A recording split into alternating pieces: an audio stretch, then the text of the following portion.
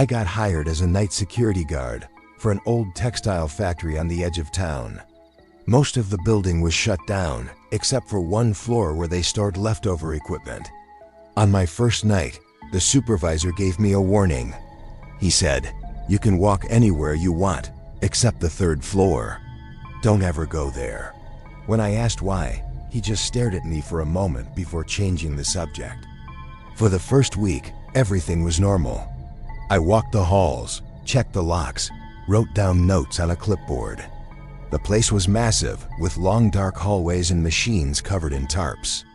At night, it felt less like a factory and more like a graveyard of metal. But around 2 a.m. strange things started happening.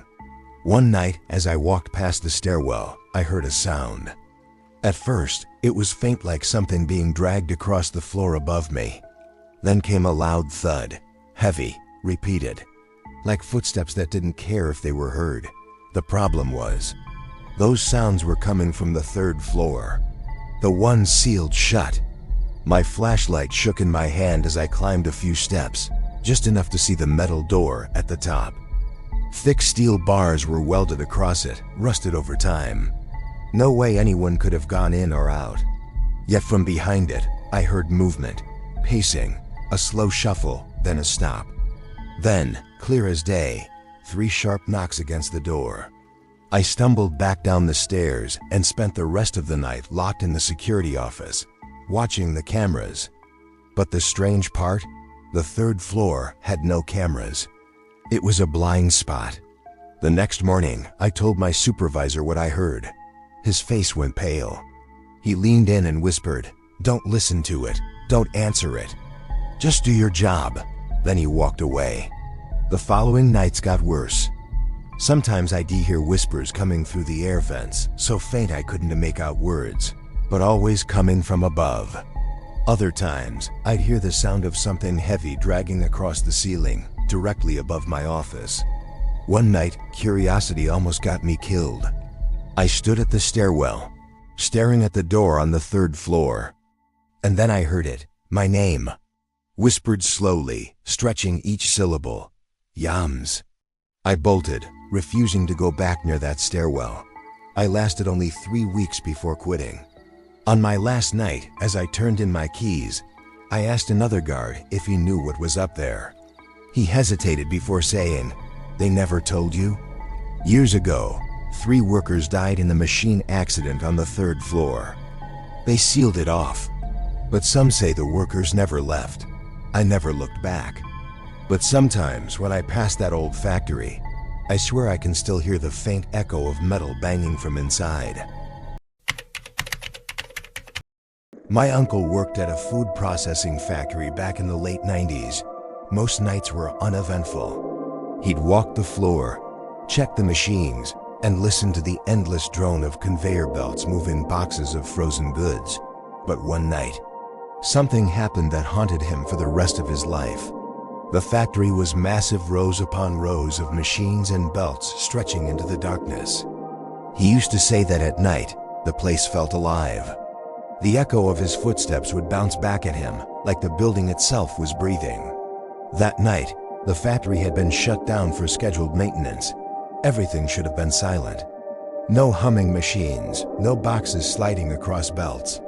Just the buzz of the overhead lights. But as he walked through the maze of equipment, he noticed something strange. One conveyor belt was still running. It moved slowly, creaking and rattling like something struggling to stay alive. He figured it was a simple malfunction. So he did what any worker would do. He tried to stop it. First, he pulled the lever. The belt kept dragging forward.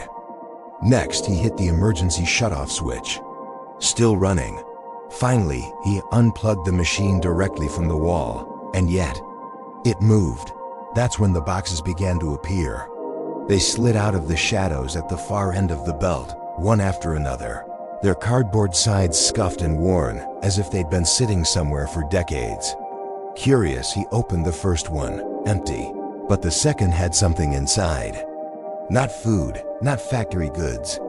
Instead, it held an old leather shoe, cracked and covered in dust. The third box contained a pocket watch, its glass shattered, the hands frozen at midnight. The fourth carried a bundle of letters tied with string, the paper yellowed with age. Each box held something stranger than the last. Personal things, forgotten things, objects that had no reason to be there. He felt a chill spread across his skin. These weren't factory products, these were remnants of lives. One final box slid to a stop directly in front of him. Inside, there was a worker's ID badge. The photo was completely black, like it had been burned away, and the name was scratched out until the plastic was scarred. And then the lights above him flickered.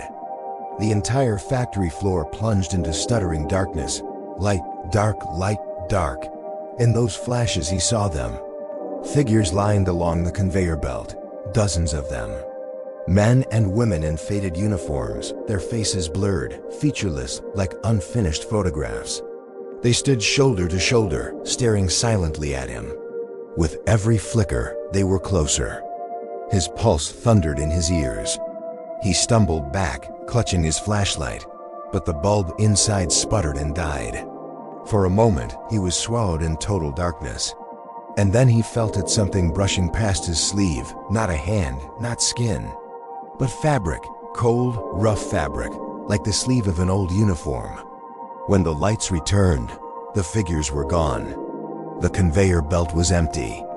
The boxes had vanished as if they were never there. Everything looked normal. The next morning, he resigned.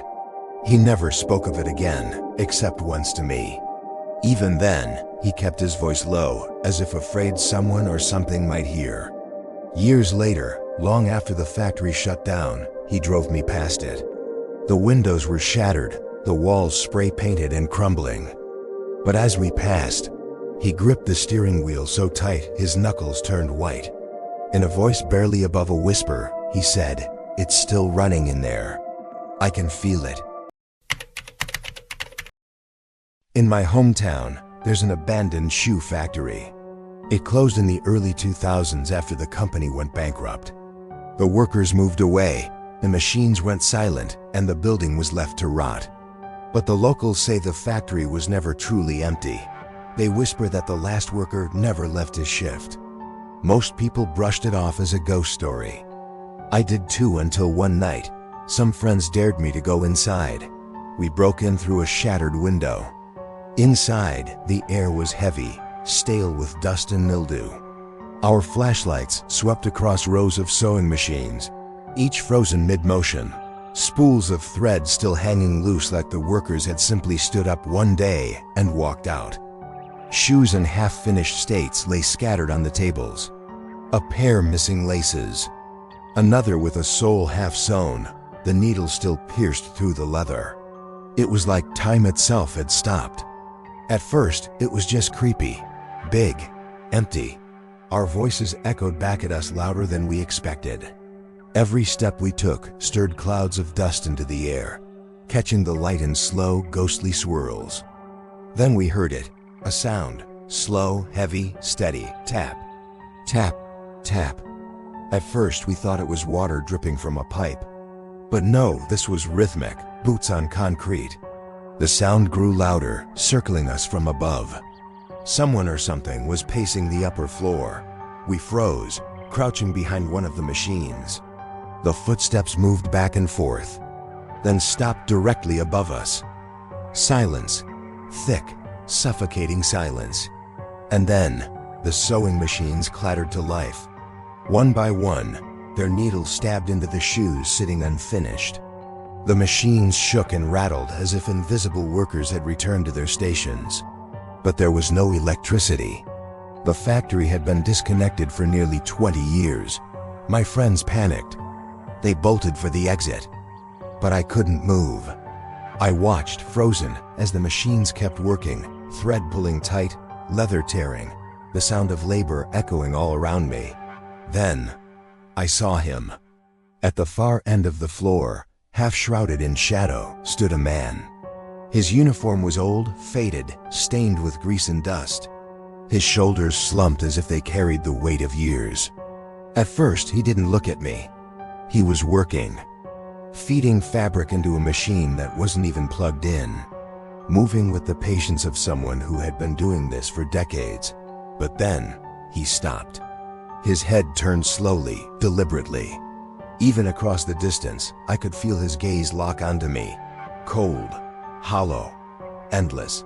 Panic broke my paralysis.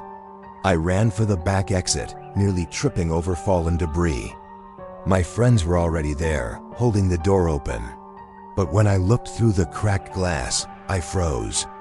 Rows of workers stood outside the factory windows, dozens of them.